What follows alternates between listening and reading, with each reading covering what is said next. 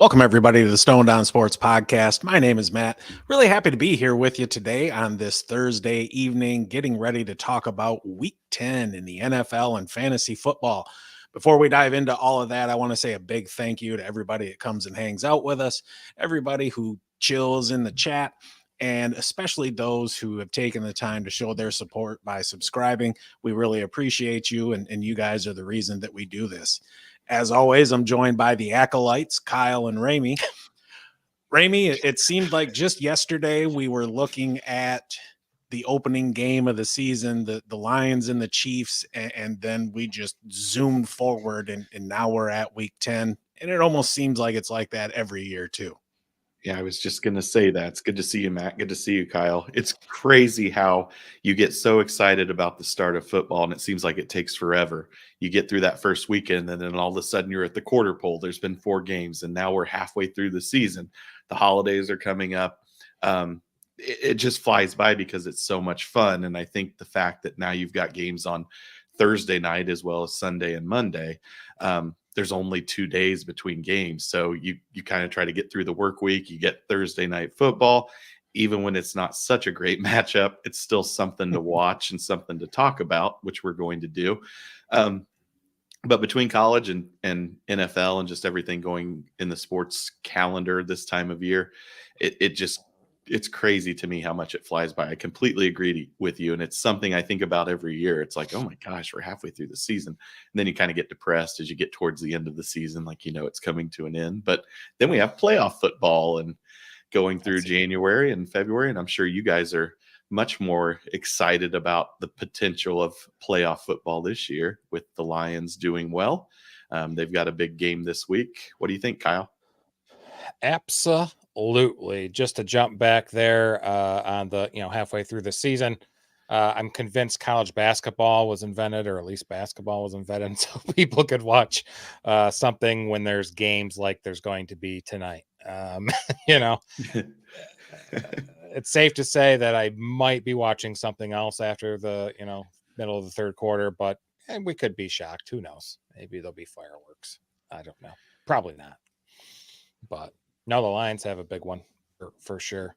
What's the line tonight? Chicago minus 3.5, and the total is 38. Ugh, gross. Yeah, I'd probably take the under on that, eh? I think so. This smells like a 20-10 kind of game. Yeah, it's and it might not even go that high. It's ugly. Yeah, I don't know. Do you guys want to even talk about it anymore? Yeah, I mean, go ahead, Matt. You look like I was going to say given that we're into bye weeks, there's players from both teams that are going to be started. DJ Moore is somebody you run out there every week regardless, and this is a revenge game for him. He spent 5 seasons in Carolina, and then they traded him away and then publicly stated they were looking for a number 1 receiver, but that's neither here nor there. With T-Bag at quarterback, they're not going to do a whole hell of a lot. And the sad thing is, with Brian Burns being out, I don't expect the Panthers to have any kind of pass rush tonight unless they're sending 7 guys. So a competent quarterback should be able to do something against them. That Bears backfield is a mess. Once Khalil Herbert comes back, it's going to be even more of a mess. I think it'll end up being a 2-man backfield with Herbert and Deontay Foreman. He's proven over the past several weeks that, he's somebody that's going to go out there and he's going to get 17 to 20 carries every week, and he can find the end zone as well. The Panthers backfield is just disgusting at the moment. You got Chuba Hubbard and Miles Sanders there in a pillow fight for carries, and really the winner is nobody and the loser is everyone, especially if they're on your team. I will say Miles Sanders looked, more efficient last week than he has all season and quite frankly in several years, but I'm not excited about that. Chuba Hubbard is a Jag, which is really saying something that he's starting over Miles Sanders, somebody who they just signed in the offseason to a ridiculous contract. Oh, yeah. Yeah, for being a Jag, we sure have talked about Chuba Hubbard a lot lately, and I don't think Yeah. that says more. I think that says more about the Panthers than it does about Chuba Hubbard. Just, I think it's going to be a rock fight tonight. It's going to be a low scoring game, and that's not because we're looking at two great defenses. We've got a rookie quarterback against a backup quarterback, I guess. Technically, I don't know if you'd even qualify him as that if everybody's healthy. It's it's going to be a struggle tonight, boys. At least it should be close, right? Yeah, you would think. Yeah. Hammer the under. I will throw in through 9 weeks. The only receivers that have more half PPR points per game are Hill, AJ Brown, and Diggs, and DJ Moore's fourth. So bummer. All right, moving on. Colts. You don't want to talk more about them? Nope. Done. It's good enough. Colts. On to another one. We're back to Frankfurt at 9:30 Eastern again. Thank God. I love the early Sunday football. It's Colts at Patriots. Several years ago, this was a premier matchup with Tom Brady and Peyton Manning and even Andrew Luck. How you feeling about this game in Germany, Ramey? They better win. I mean, the Patriots are terrible, and they're 2-7. They've been ravaged by injuries, especially on the defensive side of the ball. Even with Bill O'Brien coming in there to try to fix that offense, they've not really seen the success that Mac Jones had with Josh McDaniels a couple of years ago before he went to Las Vegas. Maybe he'll come back here in the near future. You never know. But the Colts are a better team, and they need to go out there and get back to 500 before the bye and get some positivity coming back from Germany. It's going to be we were talking about the Panthers and the Bears. This is not going to be a pretty game as well. I think the Colts win by a touchdown to 10 points, but I think it's going to be another low scoring game. I think the Patriots are going to focus in on the run game because that's what you do against the Colts. It's what the Panthers did against the Colts. Josh Downs is questionable with that knee injury. I wouldn't look for him to have a ton of catches this week just because I think they're going to play it safe with him again with the bye coming up. I don't think you go out there and you risk him hurting that knee worse than what it is. I think with a couple weeks off, he could be back and ready for the stretch run. So he didn't practice today. Yeah. So if you got Mike, and Pierce was actually limited as well. Alec Pierce was limited. So if you've got Michael Pittman, you're going to want to start him. He's an always start, but you're going to want to start him because he's probably going to be by default getting most of the targets out there on Sunday. So again, probably not going to be a real exciting game, but I think the Colts win comfortably between 7 and 10 points. I'm gonna disagree with you there. Okay. New England's really only been touched up by two teams this year. It was back-to-back weeks against the Cowboys and the Saints, where they just got absolutely demolished. But other than that, every game has been relatively close. They've all been a one-score game.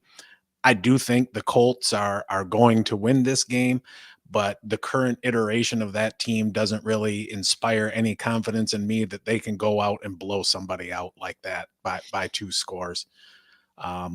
Josh Downs, I would probably bench regardless if he plays or not. I think Minshew can still get some decent things done. I think Pittman will do all right. JT and Moss will do their thing. On the Patriots side, damn, if you got to start somebody from that squad, it's Ramondre. And I mean, we're into bye weeks and there's been injuries. You do what you got to do. And we're at that point in the fantasy season where we're taking it 1 week at a time. But damn, if I'm running like somebody like Zeke or DeMario Douglas out there, you're really scraping the bottom of the barrel and you're definitely playing in a skank league. Yeah. I think I'm going to disagree with you, Matt, and go with Ramey. I think the Colts are a safe play. I think New England turns the ball over way too much, and the Colts are really good at forcing turnovers. The international games have all been low scoring. The winner of those games has not scored more than 25 points. And Commanders just tore them up last weekend. by the way. Gave up 432. You mentioned a couple teams that they were not good against, but Commanders looked good against them. Only scored 20 points, but still looked good. But yeah, too bad about Downs. I think Moss is an excellent start again this week. He's still second in the NFL. He's got 5 touchdowns. Yeah, second in the NFL with 615 yards. Averages just under 77 a game and 4.7 per attempt, which is 8th in the NFL. And he can catch the ball too. I think he's got, I don't know, 16, 17 catches on the year, 20 targets, something like that. And a touchdown. That is, he's got 16 catches. Yeah. 16 for 20 and 123 and 1. Yeah. Yep, there it is. Nice. I got notes just everywhere and I need to organize this a lot better. I saw Demario Douglas and Devontae Parker were, what's going on, Buff? Thanks for joining. Always appreciate you stopping in, hanging out with us. But Devontae Parker and Demario Douglas were both limited yesterday. I forgot to look for today, but ugly there. Not an excellent game. The line's only 2.5. It's actually 2 on DraftKings right now. Oh, I pulled up ESPN. Yeah. It's 243. Yeah. Yeah. The Patriots offense is bad. It's 27th in the NFL. They only get 15 points per game, worse than the AFC. It seems like Bill Belichick, that old magic is gone. I don't think it was the Belichick way. I think it was the Brady way. Well, I mean, Belichick mainly focused on the defense. I'm not saying he was, it's still his team and he's off. the general manager. I mean, it's his fucking team. Everything about that is his. I mean, he did provide Brady a top 10 defense like 17 of his 20 years. So, yeah, I'll agree with you. I will agree with you there. Yeah, but you guys, we've talked about this before. His inability to draft wide receivers or any kind unparalleled. Yeah, and it might be his downfall because the defense is still okay. I mean, they're banged up. They lost Gonzalez for the year, and who else was it? Matthew Judon. Yeah. So they've still been respectable considering those two big injuries. It's just the offense, and I know, and not only the inability to draft wide receivers and offensive talent, but putting a special teams and a defensive coordinator in as co-offensive coordinator last year. We've talked about it before, but just I don't know if it's arrogance or just the thinking. I don't know. You guys are bigger Patriots fans than I am, but it's a head scratcher in my opinion. It is. I mean, Belichick's a smart dude, and sometimes he just gets in his own head and starts to like the smell of his own farts, and that's what happened. Kyle, I got a question for you. Who do you want drafting a wide receiver for you, Bill Belichick or Matt Millen? Oh, God. Yeah. That's a toughie. So many. Charles Rogers and Jesus. Who else was there? Big the Mike first Williams. one that comes to mind. Yeah, that's the first one comes to mind is Charles Rogers. But yeah, bummer. He was not a good judge of character, that's for sure. Those guys were all that you're referencing were all damn good, talented, athletically, gifted wide receivers, but character-wise, they weren't the smartest dudes. So, Matt, I've got a question for you and Kyle. I know you kind of shut me down on this when I asked it a few weeks ago, but let's say the Patriots continue on the trajectory they're on and they end up with a top 5 pick and the opportunity to draft a quarterback or whatever. Do you still move forward with Belichick, or do you let him know the opportunities that may be available in a place like Washington or in Los Angeles with the Chargers would probably be really good opportunities to pick up? I will just say this. He's had one down year in the past 20 years. Bill Belichick gets more than one of those, period. Is it Is it one down year though, or is it a trend from when Brady left of the defensive talent is still there, but the overall product has not improved since Brady left? And it's been what, 4 years now, 5 years almost. So I granted it is 1 year out of 20, so I'll give you that. But on the flip side, like they really haven't done a whole lot in terms of progressing in the playoffs or even making the playoffs, but a couple times since he's left. You're also talking about trying to replace the GOAT, the Sure. best to ever do it. And no matter who else you bring in, there's going to be a big drop off. Period. I mean, that's just it. It is what it is. Cam Newton was kind of a swing and a miss in a shitty situation during the pandemic. You bring in Mac Jones, you coax a damn good rookie year out of him.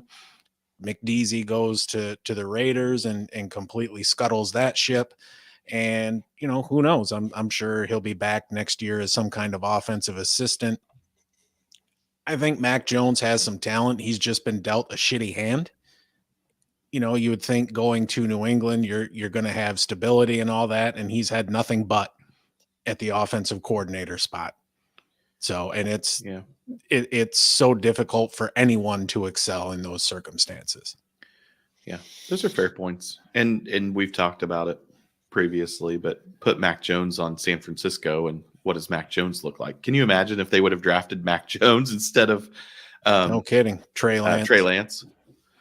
Yeah, I think these two teams have been given enough attention, though. I agree. Yeah, agreed.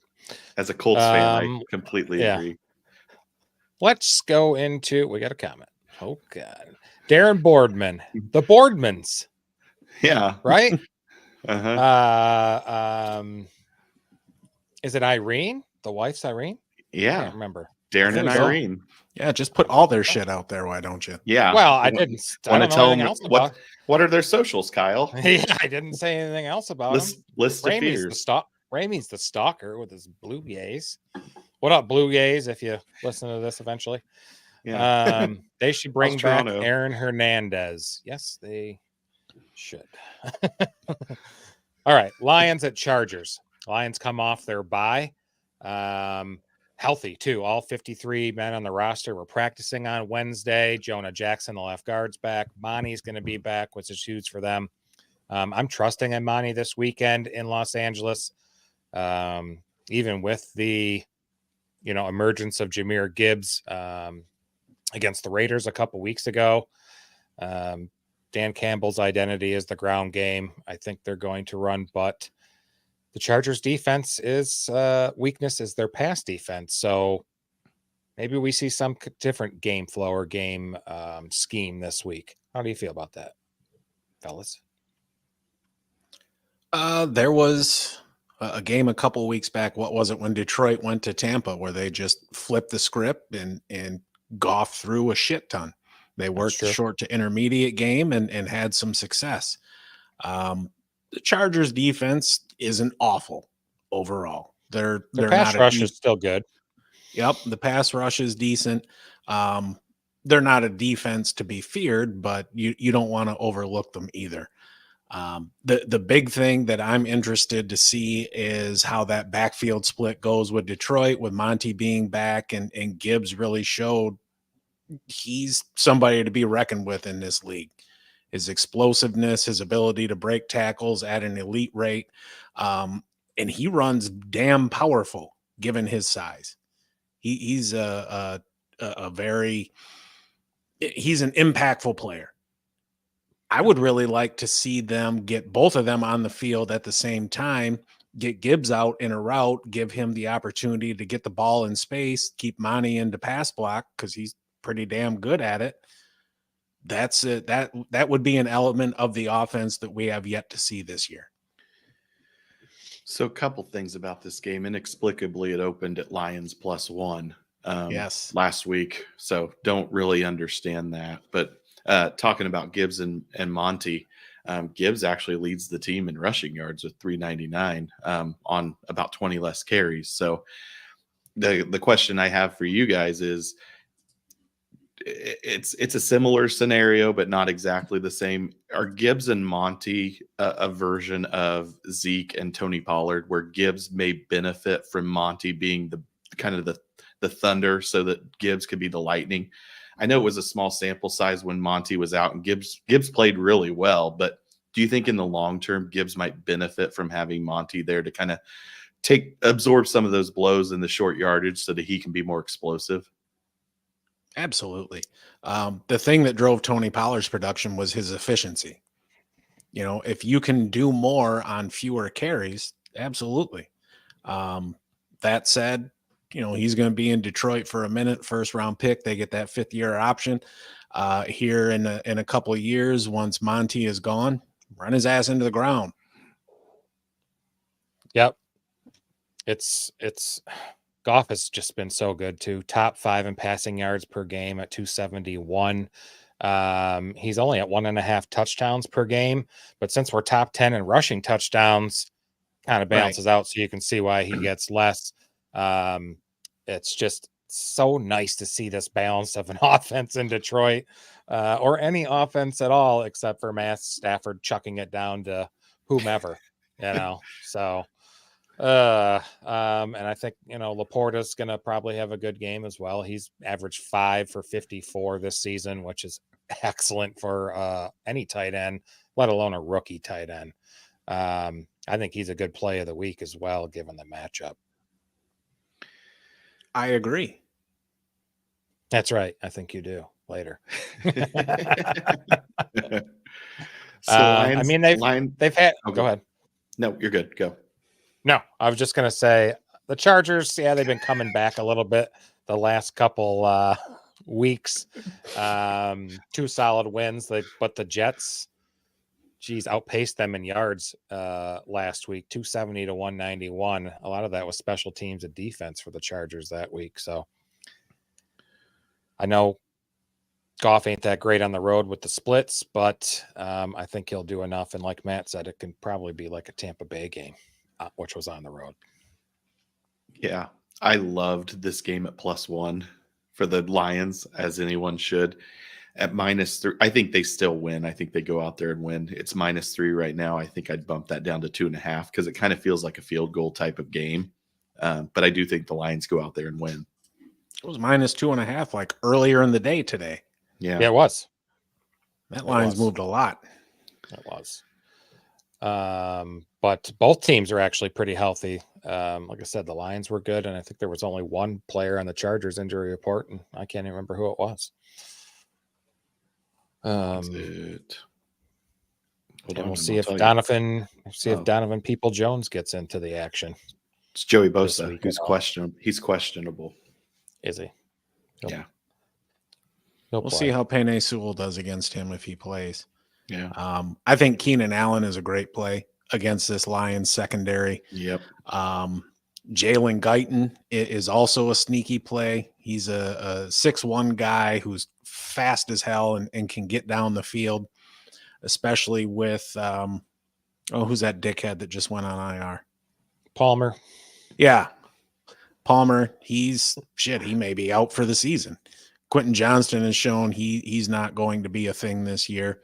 They got to throw it to somebody. Yeah. I grabbed Guyton in the league just as some extra stuff. Might end up helpful in the playoffs. Jordan Palmer, my all-time deuce. Jordan Palmer? Josh Palmer? Josh Palmer, whatever. Jordan Kelly, yeah. Josh Palmer, same thing. Yeah. Alrighty then. One's a running back, one's a receiver. And you're not going to bench Eckler. You're going to start him, even though it might not be good for him, but they could be playing catch up, I hope. They could throw the ball to him, but Hines catch up. Ooh, over under on this game's 48.5. I'd probably go over on that. I think so too. Yep. That could happen. But I like that everybody's healthy. I like that Branch is healthy. Everybody in the defense is healthy again. Except for the people that aren't. Feels like a 31-28 kind of game. Vitae lost his starting job. Glasgow got it. He's going to start at right guard. Sunday. Is he? Nice. Yeah. So Vitae's had so many freaking injuries, nagging injuries, and Glasgow's played so well the last month. I know he started at right guard, left guard, and center, I think, in 3 games in the last month. I'm glad he came back. Yeah, that was a good get for them. It was. All right. Moving on, right? Let's do it. Anybody want to introduce the next game, or just me? Or You're doing great, buddy. nobody's saying- Have at it. Nobody's saying nothing. So we're going to Texans. Man, what a game last week. 4-4 at Bengals, 5-3. Bengals definitely don't look like the same team they did earlier in the season. I think they're playing the best football in the AFC. They got wins over the Seahawks, 49ers, Bills during their 4-game winning streak. Burrow just lighting the world on fire the last 3 weeks. When you lead the league in completion percentage at, 75-8 since week 5, it's pretty good. Pretty damn good. Yeah, this has a chance to be a really entertaining game. The Bengals are playing better, like you said. The Texans with C.J. Stroud doing really some great things. He's got 14 touchdowns, 1 interception. Dameon Pierce is still – is he did out? Not Okay. Yep, he did not practice Wednesday or today. Yeah. Jamar's kind of banged up with that back from the game on Sunday. I think this is going to be a really fun game. He was spotted at practice today. It doesn't really say. It didn't when I was reading some stuff earlier. He didn't practice yesterday, but was spotted there today. Was he spotted or was he striped? Striped. There's a chance. Higgins is also was limited yesterday and did not practice today. Ramey, Ace. Go ahead. Why don't you just say all of them? Who else was there? That's it. Nico also didn't practice today. He was limited yesterday. Yeah, there's a chance this is a trap game for the Bengals because after this, they're at the Ravens, home against the Steelers, and at the Jaguars. Whew. It's a rough one. This is a start 'em if you got 'em game. Dameon Pierce still not practicing. I had to go with Devin Singletary last week. I'm having to go with him again this week, but I sure as shit am not happy about it.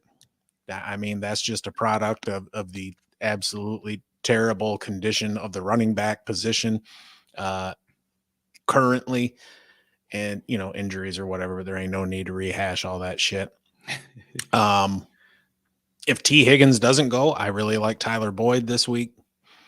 I think it'll be a narrow passing tree there. It'd be Chase. It would be Mixon. It would be Tyler Boyd. That's about it. On the Texans side, that's a little bit different. There's a few folks to share the love with. Especially if Nico doesn't go. I love Tank Dell. This would be a great spot for him. And Noah Brown as well. I see Robert Woods did kind of return back to practice. We'll see how that works out. He was getting a shit ton of targets before he got hurt. But I think Noah Brown has played pretty damn well and has earned some targets even when he does come back. But they'll just cannibalize each other. You're really only wanting to go with Nico Collins and Tank Dell on a week-to-week basis. Yeah, Tank is what does he got?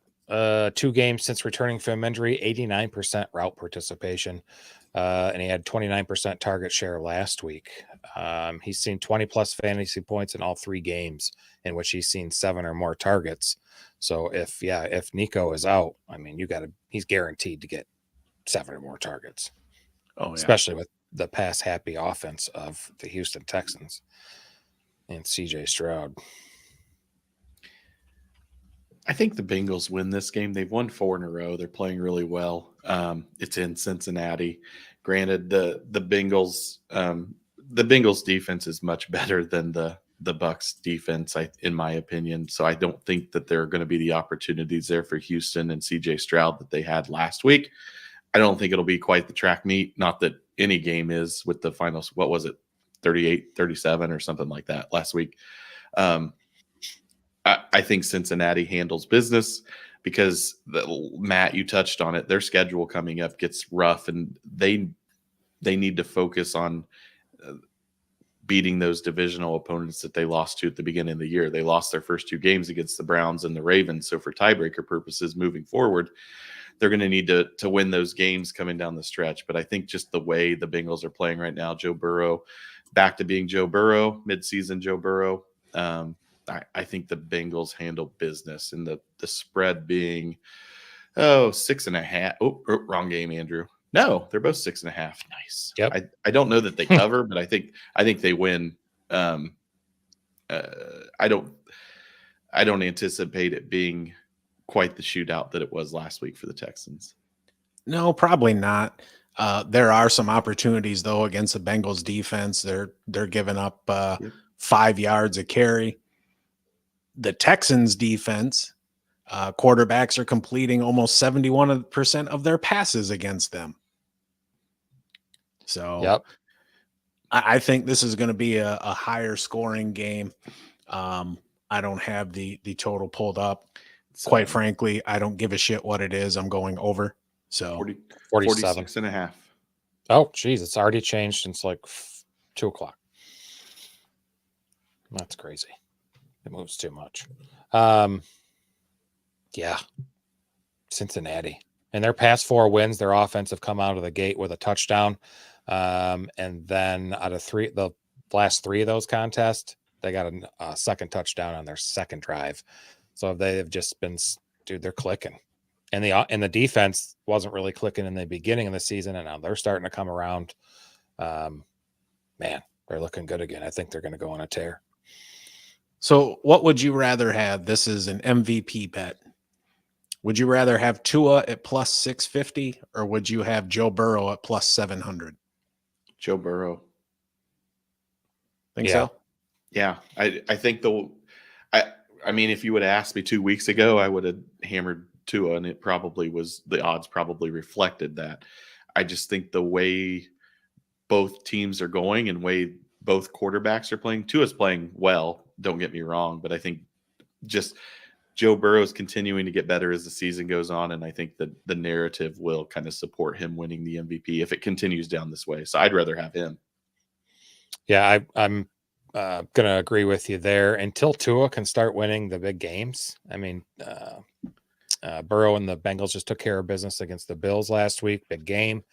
Tua needs to start doing those things, and for sure this season he has not. So I can't choose him as an MVP. While I agree with you, Kyle, because you agreed with me. Duh, I'm an idiot. Thank you. But I want to defend Tua here a little bit because the good teams that they've played have been on the road. They haven't had a good team at home yet. So I would like to see them play a playoff level team at home and see how they do. They had to go to Buffalo. They had to go to Germany to play the Chiefs, and then who else beat them? Was it shit? Eagles. Yeah, to Philly. So thank you. So I would like to see them play one of those type of level teams at home and see if it's any kind of different outcome.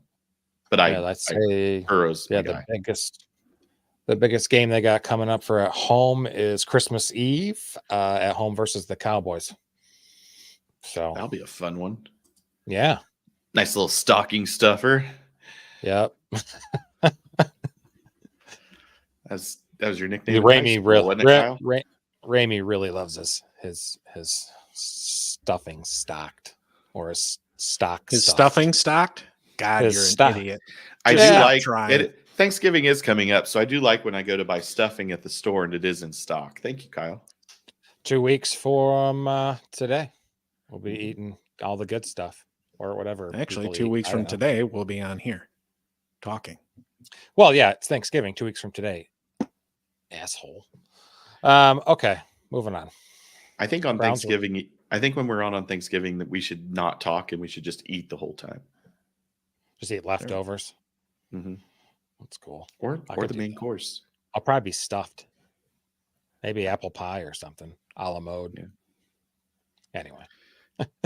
You ever put a slice of Uh, cheese on your pie? Nope. No. Nope. Dude, Never done that. I I know saw you that in don't. Taxi Driver. Ugh. What kind of pie was it? Apple pie with a slice of like Kraft cheese on top. Yeesh. Yeah. Gross. Okay. Browns at Ravens. Big AFC North matchups. Got some playoff implications, possibly for seeding. And 6.5 for Baltimore at home. I think they can do that. I think this is going to be a black and blue bruiser game, and it might be a little closer than that.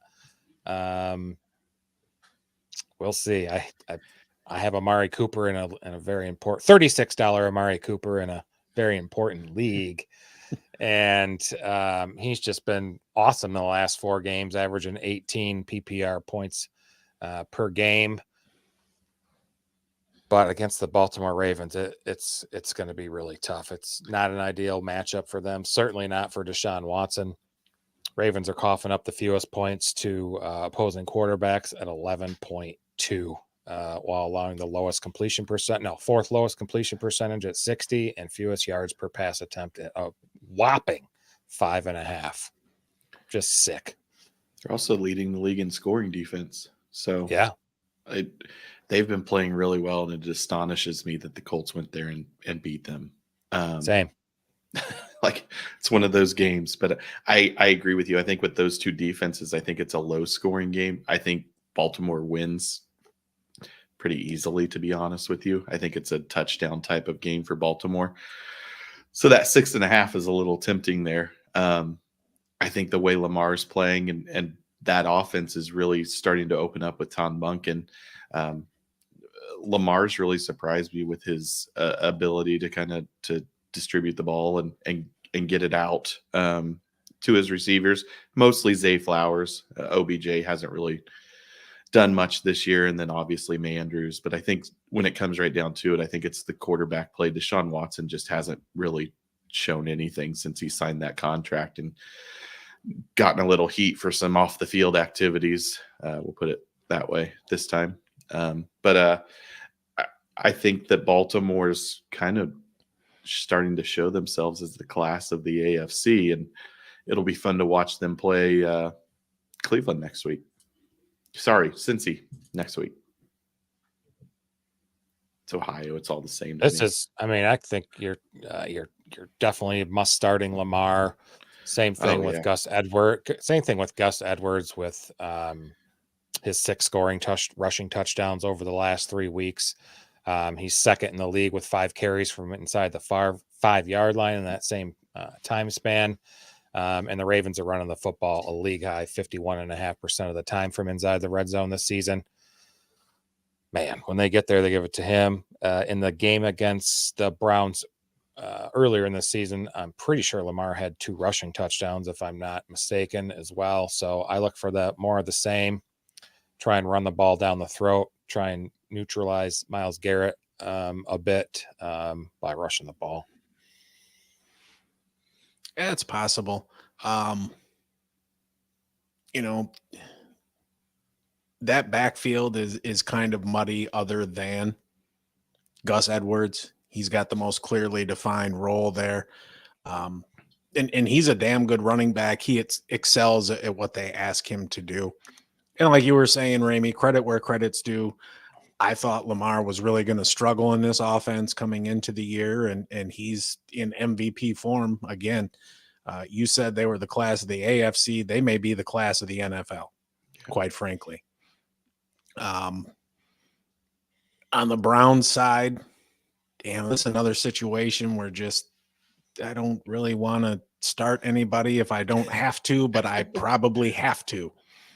Mm-hmm. I don't anticipate Jerome Ford doing much there. Maybe you get lucky and Kareem Hunt gets a touchdown. But yeah, this is going to be a slug 'em out kind of game, and these AFC North matchups always kind of seem to be like that, especially as we get to this time of the year. I think the Ravens will win. I think they can cover the 6.5. But I'm not super confident on that. I think you got to start Jerome Ford. He played 63% of snaps last week. Hunt was only 30. Hunt did get more of the some of the short yardage work, but Ford dominated even all the passing down snaps. So we expect these guys, the Browns, to be probably behind and trying to play catch up. So he could get some garbage time production. David Njoku he practiced today. So never mind. He didn't practice yesterday. So he should be good. Odell came back to practice, but God, hopefully you're not starting him and he's still a free agent. Lamar is QB2 in fantasy points per dropback this season at 0.60, averaging 9.3 rushing attempts and almost 49 rushing yards per game. That's just fucking huge for fantasy. Just huge. Hell yeah, it is. He's been a monster. And then obviously you're all starting Mark Andrews. I mean, if you got him, you're starting him. He either has 60 yards or a touchdown, one or the other in every game this season. So he's getting some points on the board.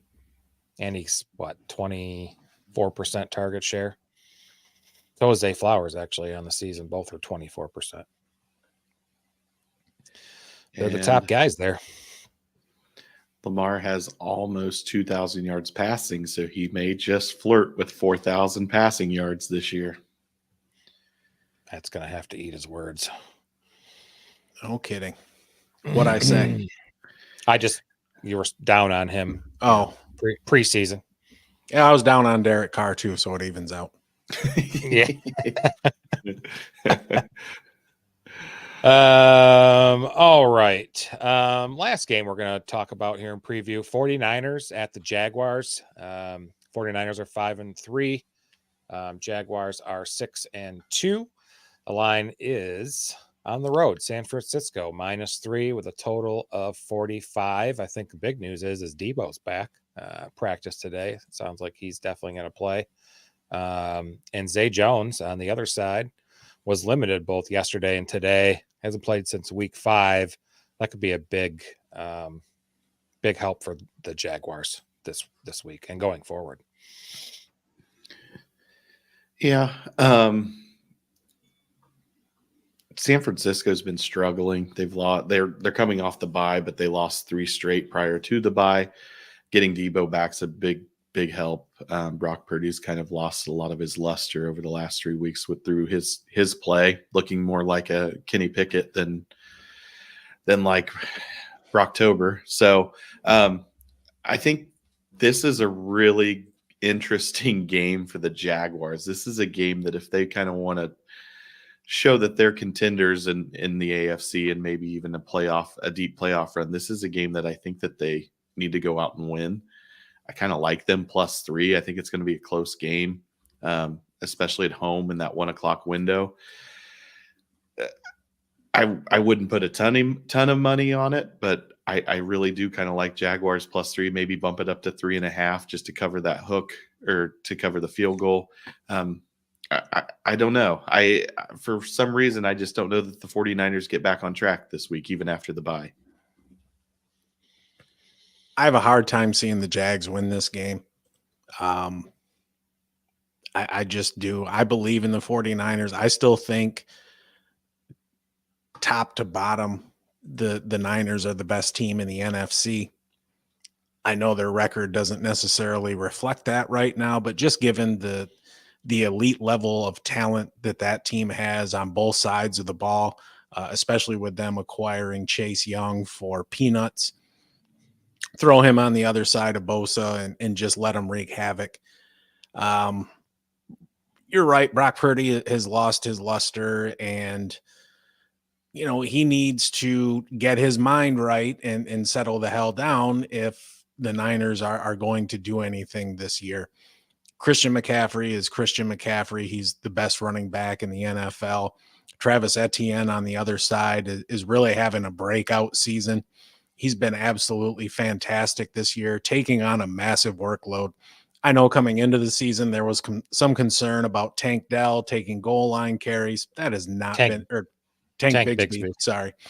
Tank Bigsby taking those goal line carries. That's not been a thing at all.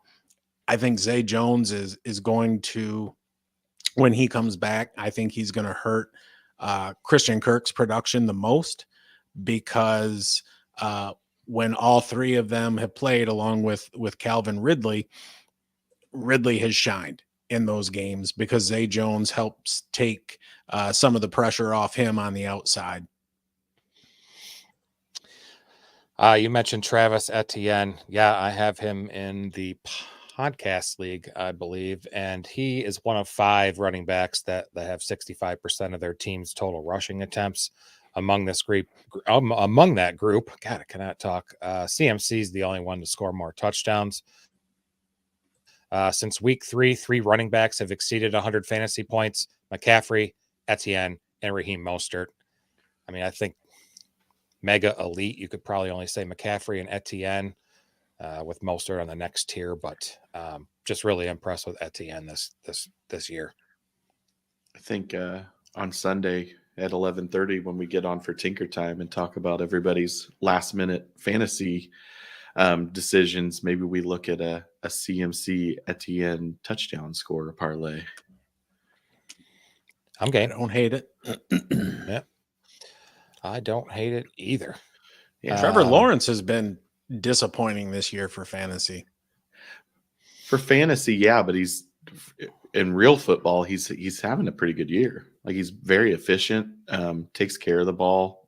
Really, what was it, Thursday night a couple weeks ago, where he came out, I think it was against the Titans, and ran the ball a ton. Maybe it wasn't the Titans. The Titans. It was that Thursday night game. I'll pull it up here in a second. Please hold. It was against the Saints. I'm sorry. It was against the Saints, where he kind of surprised the Saints with his running ability after banging up his knee. But I know before the season I talked about how he might be a dark horse MVP candidate. He's not put up the numbers to kind of contend for that, but he's a really big reason, along with Etienne, is why that offense is doing so well and why they're having such a nice year. And their schedule after this week, they play the Titans at home. They go to Houston. Then they have the Bengals and the Browns and the Ravens. But to end the season, they play at Tampa, home against the Panthers, and then at Tennessee. So there's a lot of opportunities for a fairly, outside of those 3 AFC North games, it's a fairly soft schedule. So be able to rack up some wins and maybe get they're going to win the division, but maybe get a couple of home games in the playoffs this year. Yeah, they don't really have that marquee win this year, though. Best team they beat is a disappointing Bills team over in London. But we'll see. They've got Cincinnati yet. They got the Niners this week. Let's see what they do against some stiffer competition. You think there'll be more? These teams are very good at rushing. Do you think there'll be more rushing touchdowns than passing touchdowns in this game? Like, could it be a rushing shootout? Never heard of that before. Just kind of came up with it, but I think it's called a foot race. A foot race for Yeah. football. Yeah, they're kind of I think that the Jaguars. I think both teams really rely on the run being successful to set up the pass. More so the 49ers than the Jags. I think they can rely on Lawrence a little bit more than the Niners can rely on Purdy, but they're both teams coming off a bye. CMC seems to be healthy, and Etienne is, like you said, Matt, having a breakout year. I think that you're right, Kyle. I think it could be a really kind of low scoring game, and it could be a short game, so to speak, because of the amount of rushing that they have. Well, teams like to run, that's for sure. Yeah, and the Jags are kind of like the anti-Dolphins. Like, all of the good teams that they play are home games. Like, they have the Niners at home, they have the Bengals at home, they have the Ravens at home.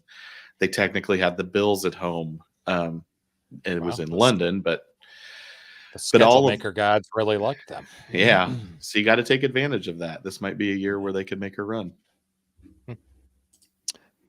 All right, let's transition here to something. Aces and deuces.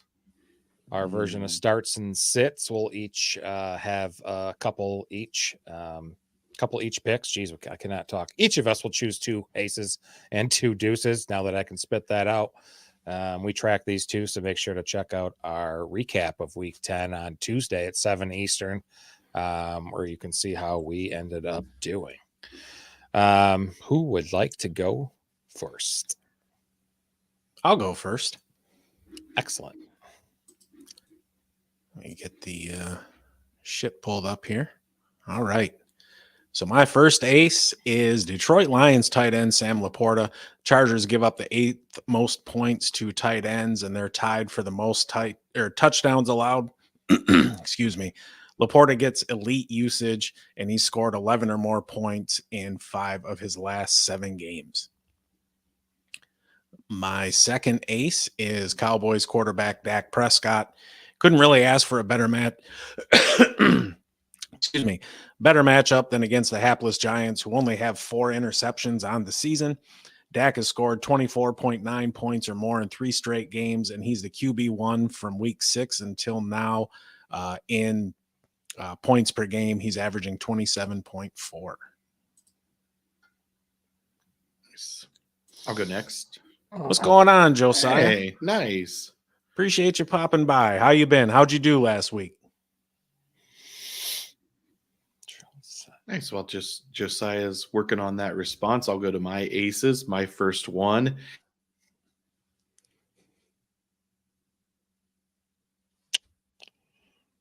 Did Ramey go away?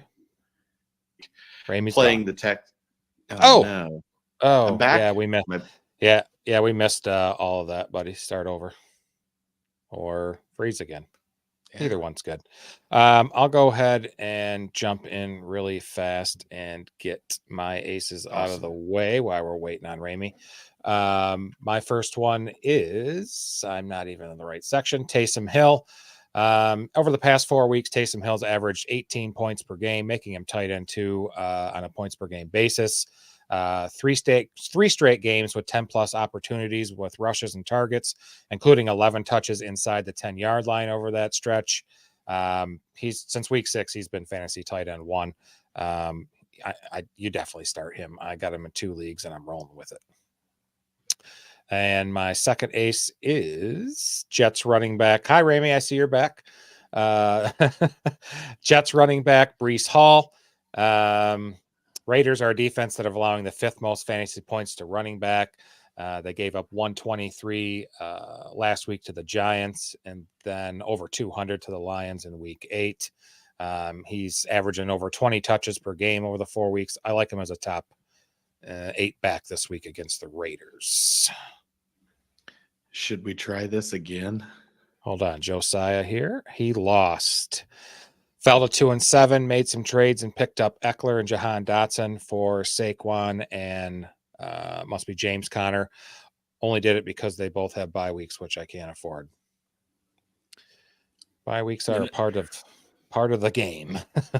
They are. I'm not mad at moving on from Saquon, though. That Giants offense with Danny DeVito in there, or whatever the hell his name is, Tommy. they're not gonna do a whole hell of a lot, and the opponent doesn't matter.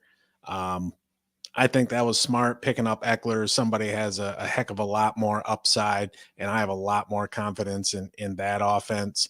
And Jahan Dotson, I mean, he's a boomer bust guy, but he's been halfway decent here over the past couple 2-3 weeks. So yeah, it's not bad. I don't hate it, man. Sometimes you do what you got to do, and to me, you improved your team there, which is the goal of any trade. So good job, Josiah. Yep. We got a follow up there too. His new lineup is Goff, Breece, Eckler, Jamar Chase, Diggs, Monty, Jake Ferguson. That's damn good. It is. Yep. It really is. Goff doesn't have the massive week to week upside. But he does have a nice, safe, high floor of around 17 points, give or take. It's a good squad. I'm gonna remember that actually for a DFS and play that lineup. You can't afford it. It's too good. Yeah, it probably is. Yeah, it probably is. You're right. Thanks, Josiah, for popping in, man. Letting us know how you did. Good luck this week with your matchups, man. Ramey, technical difficulties over? Well, technical difficulties over. Aces and deuces difficulties full force, because my first ace is Bengals wide receiver T. Higgins, who 3 hours ago, Ian Rappaport reported he is expected to miss Sunday's game against the Texans. So fuck this.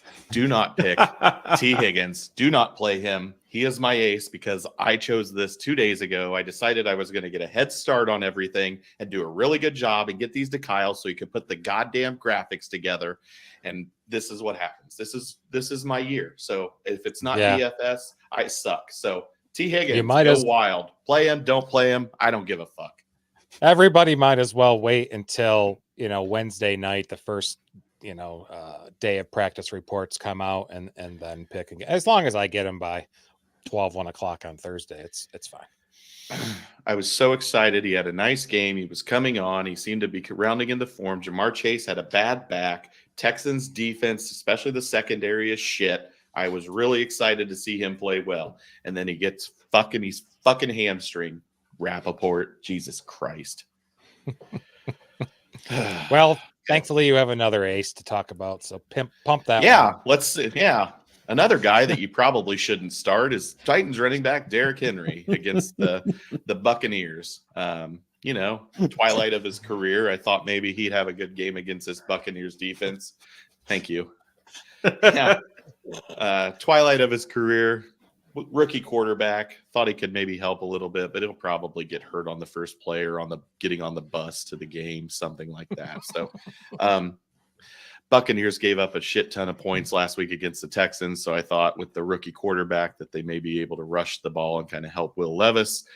Derrick Henry probably will get some decent yards, and if you have him, he's a must start. But I think he will actually have a pretty good game. But I don't know, that T. Higgins news really kind of messed with my mind. So aces and deuces. Maybe I should just pick mine and then flip them. That's what I'm going to start doing. There you go. Yeah. Just do the opposite there, George. Yeah. Fortunately, you can't pick Anthony Richardson and Josh Downs every week. I could. I'll just keep going because why not? My first deuce is Browns wide receiver Amari Cooper. I actually do not think $36 Amari Cooper will have a very good game this week against the Ravens. Ravens secondary is proved to be very tough. Deshaun Watson looks like a shell of his former self. I just don't think this is the week for Amari Cooper. Ravens defense, like I said earlier, is leading the league in scoring defense. So if you have other options, if you have to start him, start him. But if you have other options, I would start other options rather than Amari Cooper. Yeah, they've been Baltimore since week 4 is allowing the second fewest points per game to wide receivers. They've only allowed 2 touchdowns to wide receivers. And let's see, only 2 receivers have only had 63 yards against them. They're just shut down. So I agree. Don't start him, but I have to this week. So good luck. Yep. Thank you. My other deuce is Bills running back James Cook, who will probably have a breakout game this week because of this choice. Hasn't really done anything this year. I mean, he's done a little bit, but over the last few weeks, he's not really done much of anything. He had a terrible night against the God, I'm all thrown off now because of this T. Higgins news. Against the Bengals, didn't really do much. The Bills are kind of a mess offensively. While the Broncos defense is not great, the rushing defense for the Broncos especially not great. I still think I'm going to fade James Cook until I see him prove me otherwise. He is on my team. I will be putting him on the bench, and therefore he probably will have 3 touchdowns and about 600 yards rushing. So do whatever you want.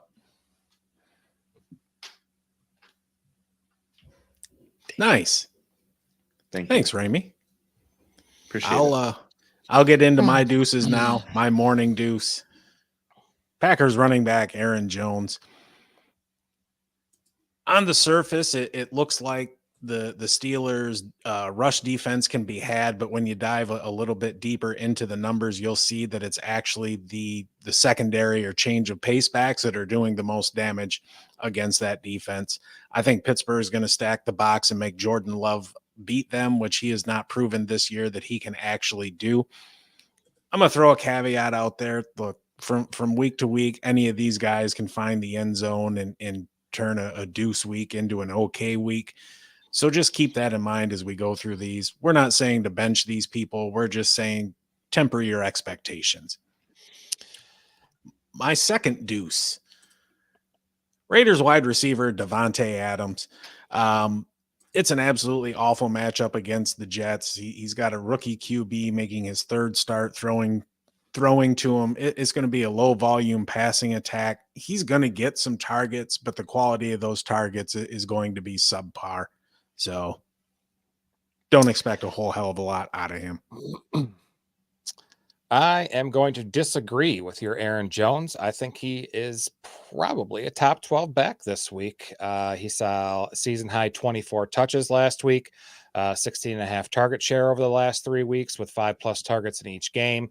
And the Steelers defense have allowed 100-yard rushing yards in 5 straight games. Their PFF grades middle, they're 18th. They also give up the 5th most yards per receptions to running backs. I'd start him. Well, one of us was 5-0 last week with our picks. One of scoreboard, bitch. Overall record. Doesn't matter. You're bringing up old shit. I'm talking about the most relevant, most recent data point. Yep. I'd start Aaron Jones, folks. All 2 of you. I'll start him.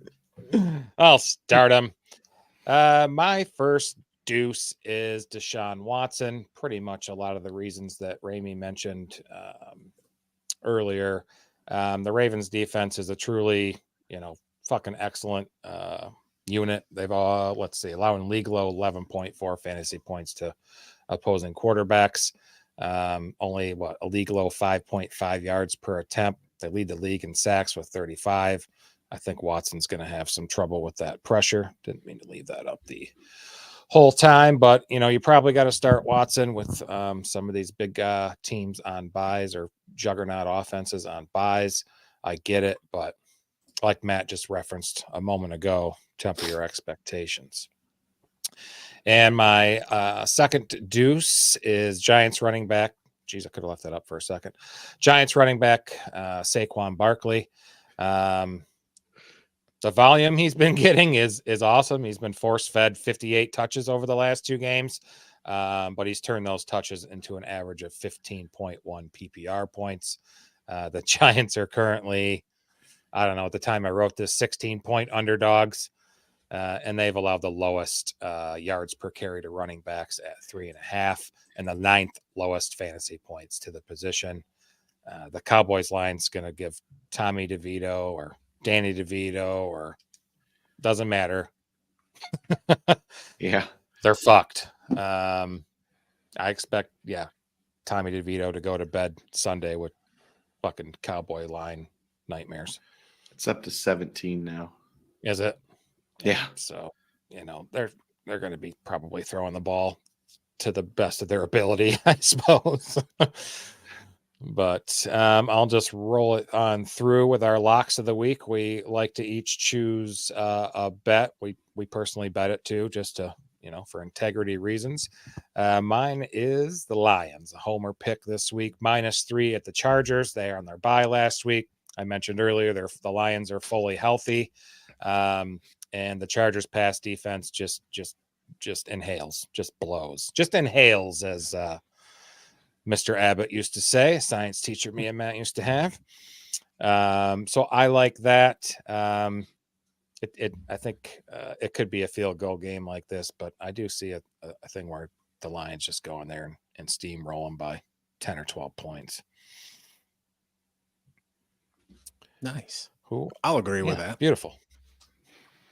My lock of the week, the Commies +6 at the Seahawks. When I originally made this pick, it was +6.5, but I'm still going to stand with it. at the end of the day, the Seahawks aren't really the kind of team that's going to go and blow somebody out. Their games are generally pretty close. The only 2-score victories they have are against the Giants, the Panthers, and the Cardinals. So they can beat those. I mean, those are 3 of the bottom, 5 teams, bottom 6 teams. While nobody's really scared of the commies, they sling a shit out of the ball. They've got some talent on offense. I think they're going to keep it close. Give me the points. Well, we'll round it out here with my lock. Falcons -1.5. It's actually up to 2 points now at the Cardinals. Falcons coming off a crushing defeat against former Cardinals quarterback Josh Dobbs. And I think they go out into the desert and spoil Kyler Murray's return. I just don't think the talent is there on the offensive side of the ball on that team, or the defensive side of the ball outside of Budda Baker and a couple others. The Falcons, I think this is pretty close to a must win for them. So I just think they go out there and they handle business and they win by at least a field goal, probably closer to a touchdown. I just don't see Kyler coming back and in his first game making that big of a difference. And that's why the Falcons -1.5 or -2 are my lock of the week. Nice. Excellent. Yeah. Don't start T. Higgins. Yep. Don't start him. I saw the report yesterday and I went to grab my phone and message you and I went, you know what? That Josh Palmer thing pissed me off last week. He got a free point for that. I just set my phone down. But Ramey's gone again, or his screen's been frozen for probably 2 or 3 minutes now. Has it? Oh yeah. Really? Yeah. But you can hear me. Yeah. Can hear you. It's a disembodied head. Voice, whatever. I think that means it's time to go to bed, right, Andrew. All right, Matt, take us out. All right, everybody, for both of you who decided to stop by and hang out with us today, we really, really appreciate it. You can find us on the web, StoneDownSportsPodcast.com. Stone Down Sports Podcast is our handle on most of the socials, aside from Twitter. That's Stone Down Sports 1. We're also available on your favorite podcast platforms in audio-only version, which is probably better because no one really wants to look at us. It's just kind of a function of us being on YouTube and not thinking to make it an audio-only podcast from the beginning. We will see you here Sunday morning at 11:30 for Tinker Time, because quite frankly, I'm sure by that time, everyone will be tired of watching the Colts and the Patriots play what they're going to call football. And you know what? Come hang out with us. Get ready for week 10. The playoffs are around the corner, and we are here to help you get ready. Thanks, Josiah, for joining tonight. Appreciate it. Yeah. See you, Josiah. Appreciate you. Good luck this week. Let's call it good. Peace. Take it easy, gentlemen. We'll see you later. In stream.